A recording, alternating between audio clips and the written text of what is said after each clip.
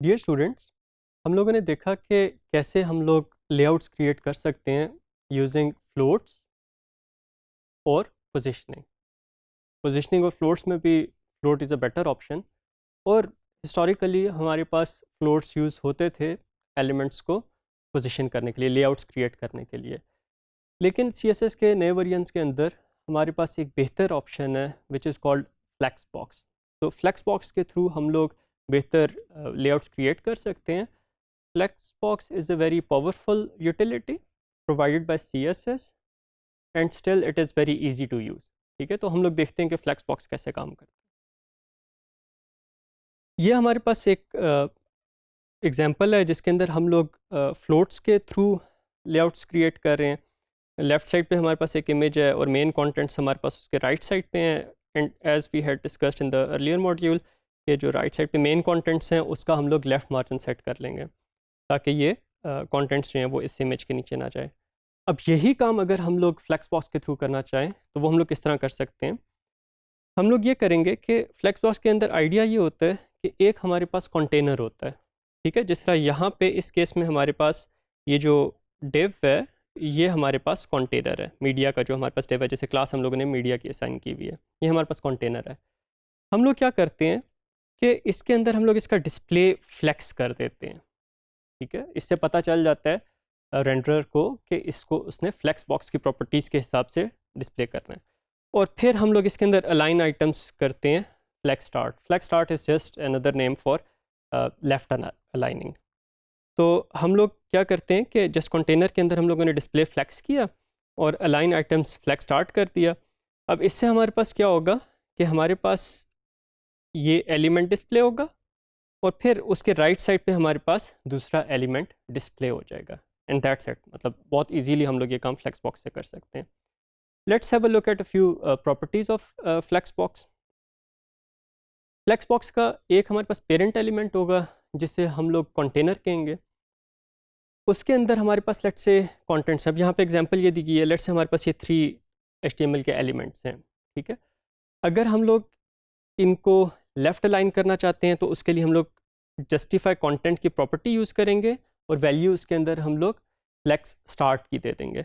अगर हम लोग ये चाहते हैं कि ये जो 3 एलिमेंट्स हैं ये हमारे पास एक रो में राइट साइड पे चले जाएं तो इसके लिए हम लोग जस्टिफाई कंटेंट की वैल्यू यूज़ करेंगे फ्लैक्स एंड। अगर हम लोग चाहते हैं ये सेंटर में आ जाए तो जस्ट हम लोग सेंटर यूज़ करेंगे। फ्लैक्स सेंटर वैल्यू नहीं होगी, जस्ट सेंटर हम लोग उसको यूज़ करेंगे।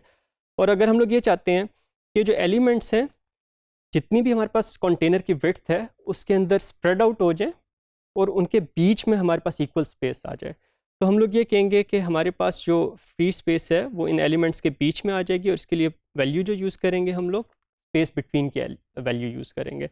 और इसी तरह हम लोग ये चाहते हैं कि अगर जो फ्री स्पेस है वो एलिमेंट्स के अराउंड हमारे पास एडजस्ट हो जाए तो उसके लिए हम लोग स्पेस अराउंड की वैल्यू यूज़ करेंगे। तो this is just for horizontal alignment. इसी तरह की हमारे पास प्रॉपर्टीज़ यूज़ होंगी वर्टिकल अलाइनमेंट के लिए। ठीक है, तो वर्टिकल अलाइनमेंट के लिए हम लोग जस्टिफाई कंटेंट की प्रॉपर्टी नहीं यूज़ करेंगे, हम लोग अलाइन आइटम्स की प्रॉपर्टी यूज़ करेंगे।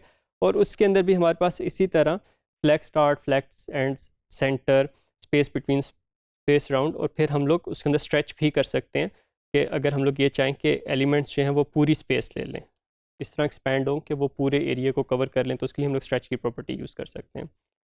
अच्छा, जो फ्लैक्स बॉक्स है it does not have to be horizontal, by default horizontal होगा। उसकी फ्लैक्स डायरेक्शन हमारे पास रो होगी, लेकिन we can have it vertically as well. तो उसका अगर हम लोगों ने एलिमेंट्स को वर्टिकली स्टैक करना है तो उसके लिए हम लोग फ्लैक्स डायरेक्शन कॉलम सेट कर लेंगे। ठीक है, तो उसकी जो प्लेसिंग है वो हमारे पास वर्टिकल प्लेसिंग होगी। और बाय डिफ़ॉल्ट ये होगा कि जब हम लोग विंडो साइज़ को रिड्यूस करेंगे तो हमारे पास एलिमेंट्स जो हैं वो एक ही रो में रहेंगे। लेकिन अगर हम लोग ये चाहते हैं कि एलिमेंट्स जो हैं वो हमारे पास अगर उनकी जो विड्थ है, विंडो की विड्थ एलिमेंट की विड्थ से कम हो गई है तो कुछ एलिमेंट्स हमारे पास नीचे आ जाए, तो उसके लिए हम लोग फ्लैक्स रैप की प्रॉपर्टी यूज़ करते हैं और उसके अंदर हम लोग रैप की वैल्यू यूज़ करते हैं। तो जब फ्लैक्स रैप यूज़ करेंगे तो उससे हमारे पास वो एलिमेंट्स जो हैं अगर विंडो का साइज़ कम हो जाता है या बॉक्स का साइज़ कम हो जाता है तो कुछ एलिमेंट्स हमारे पास नेक्स्ट लाइन में मूव कर जाएंगे। ये हमारे पास पेरेंट की प्रॉपर्टीज़ थी। इसी तरह हमारे पास चाइल्ड की प्रॉपर्टीज़ हैं। चाइल्ड के अंदर मेनली हमारे पास तीन प्रॉपर्टीज़ यूज़ होती हैं, फ्लेक्स ग्रो की, फ्लेक्स श्रिंक की और फ्लेक्स बेसिस की। फ्लेक्स ग्रो क्या होता है? फ्लेक्स ग्रो से हम लोग ये बता सकते हैं कि एक एलिमेंट कितनी स्पेस लेगा। बाय डिफ़ॉल्ट हमारे पास फ्लेक्स ग्रो की जो हमारे पास स्पेस है वो इक्वल होती है and it is set to 1। That means कि अगर हमारे पास तीन एलिमेंट्स हैं तो वो सब बराबर स्पेस लेंगे। अगर हम लोग ये चाहते हैं कि एक एलिमेंट डबल स्पेस ले दूसरे एलिमेंट्स के मुकाबले में, तो हम लोग लेट्स से ये जो दरमियान वाला एलिमेंट है इसके अंदर फ्लेक्स ग्रो की प्रॉपर्टी को हम लोग 2 सेट कर देते हैं और बाकी दोनों की प्रॉपर्टीज़ को हम लोग 1 सेट कर देते हैं। तो अब क्या होगा कि जो बीच वाला एलिमेंट है वो हमारे पास डबल स्पेस लेगा। ज़रूरी नहीं है डबल स्पेस ले, अगर हमारे पास विंडो का साइज़ इतना नहीं है कि उसे डबल स्पेस मिल सके तो उसे डबल स्पेस नहीं मिलेगी। लेकिन अगर हमारे पास स्पेस अवेलेबल है तो it would take double space, at most double space. और फिर फ्लेक्स बेसिस हमारे पास क्या होता है? फ्लेक्स बेसिस ये होता है कि इनिशियली हमारे पास एलिमेंट्स कितनी स्पेस लेंगे। जो एक हमारे पास थर्ड प्रॉपर्टी है चाइल्ड एलिमेंट्स के लिए, वो हमारे पास फ्लेक्स श्रिंक ही है। Flex shrink is just the opposite of flex grow. एक एलिमेंट को हम लोग कितना श्रिंक करना अलाउ कर सकते हैं। So let's have a look eight an example. Let's say हमारे पास कुछ डिव्स हम लोग क्रिएट कर लेते हैं। ये हमारे पास एक पेरेंट डिव है, इसकी हम लोग आईडी भी सेट कर सकते हैं और इसे हम लोग क्लास भी असाइन कर सकते हैं। अब हम लोग इसके अंदर कुछ फर्दर हम लोग इसके अंदर बॉक्सेस क्रिएट करते हैं। लेट्स से ये हमारे पास चाइल्ड है जो हमारे पास फ्लेक्स के एलिमेंट्स होंगे, इनकी हम लोग क्लास जो है वो बॉक्स रख देते हैं।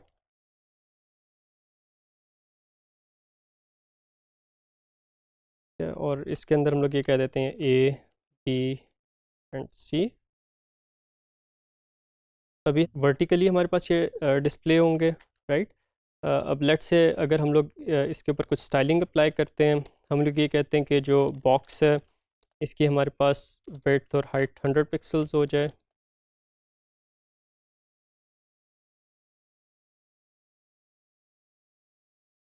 और इसका बैकग्राउंड कलर हम लोग सेट कर लेते हैं,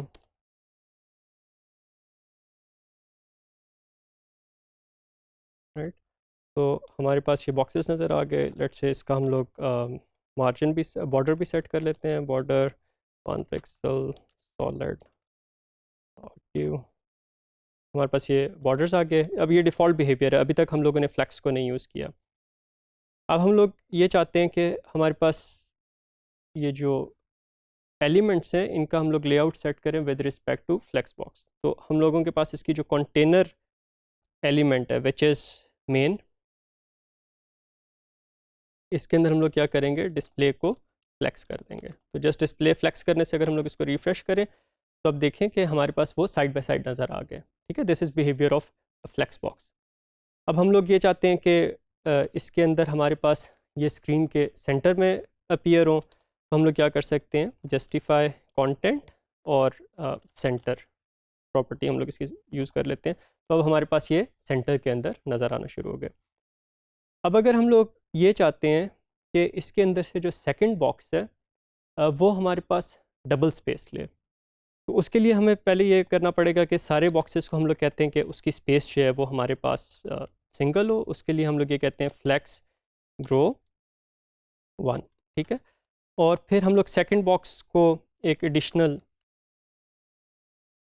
क्लास असाइन कर देते हैं डबल की, और डबल के अंदर हम लोग ये कहते हैं कि इसकी फ्लेक्स ग्रो की प्रॉपर्टी जो है वो हमारे पास 2 हो जाए। तो बाकी हमारे पास 1 लेंगे। अब क्योंकि यहाँ पे 2 प्रॉपर्टीज़ हैं तो सेकंड वाली प्रॉपर्टी हमारे पास जो है वो ज़्यादा स्पेसिफिक है, वो ओवरराइड कर लेगी फर्स्ट प्रॉपर्टी को। तो जो बी वाला बॉक्स है इसकी हमारे पास जो स्पेस है वो डबल हो जाएगी। Let's refresh it. तो अब आप देखें कि हमारे पास जो एलिमेंट्स हैं उसके अंदर हमारे पास जो सेंटर वाला एलिमेंट है वो हमारे पास ज़्यादा स्पेस ले रहा है। अगर हम लोग इस विंडो को एक्सपेंड करें, ठीक है, तो हमारे पास ए और सी उनकी भी विड्थ ज़्यादा होगी, लेकिन हमारे पास मैक्सिमम जो उसकी बी की जो विड्थ है वो it would be double of the other 2 boxes. ठीक है, तो इस तरीके से हम लोग फ्लेक्स बॉक्स को यूज़ करते हैं और इसके थ्रू हम लोग जो है वो लेआउट्स भी क्रिएट कर सकते हैं। हम लोग इसके अंदर नैव को जो मेन डिव है और जो साइड बार है, हेडर्स, फुटर्स, उनको हम लोग फ्लेक्स बॉक्स के थ्रू उनका लेआउट जो है वो हम लोग एडजस्ट कर सकते हैं। इसके अंदर ये भी है कि लेट्स से अगर हम लोग इसके अंदर फ्लेक्स रो की प्रॉपर्टी को ख़त्म कर दें और if we have many divs, let's say इसके सेंटर को भी ख़त्म कर देते हैं, बेयर मिनिमम्स पे आते हैं हम लोग। अब अगर हम लोग इसके अंदर विंडो साइज़ को बहुत छोटा करना चाहें,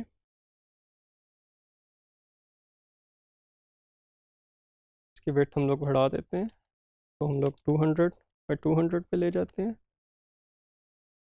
ठीक है, तो अगर हम लोग इसको विंडो को बहुत छोटा कर देते हैं तो अब आप देखें कि डिव्स की विड्थ हमारे पास 200 से कम हो गई है। ठीक है, लेकिन वो हमारे पास साइड बाय साइड नज़र आ रहे हैं। अगर हम लोग ये चाहें कि हमारे पास ये जो डिव्स हैं ये हमारे पास अगर स्पेस इतनी अवेलेबल नहीं है कि वो फिट हो सकें, तो वो फिर हमारे पास निचली लाइन में आ जाएं। तो उसके लिए फिर हम लोग क्या कर सकते हैं, first of all let's create a few more डिव्स।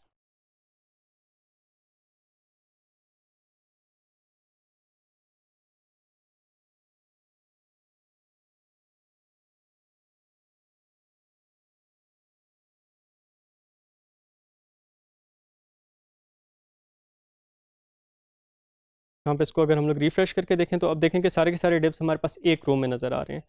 अगर हम लोग ये चाहें कि ये हमारे पास नेक्स्ट उसमें चले जाएं, रो में चले जाएं, तो यहाँ पे हम लोग क्या करेंगे, फ्लेक्स रैप, और इसको रैप की प्रॉपर्टी असाइन कर देंगे। तो इससे हमारे पास क्या होगा कि जितनी स्पेस होगी हमारे पास उससे ज़्यादा अगर हमारे पास एलिमेंट्स हैं तो वो हमारे पास नेक्स्ट लाइन में चले जाएंगे। तो अगर आप देखें जितनी स्पेस कम होती जाएगी उतना हमारे पास एलिमेंट्स जो है वो नेक्स्ट लाइन में चलते जाएंगे, और जितनी हमारे पास स्पेस जो है वो ज़्यादा होती जाएगी उतने हमारे पास वो एक ही लाइन के अंदर फिट इन हो जाएंगे।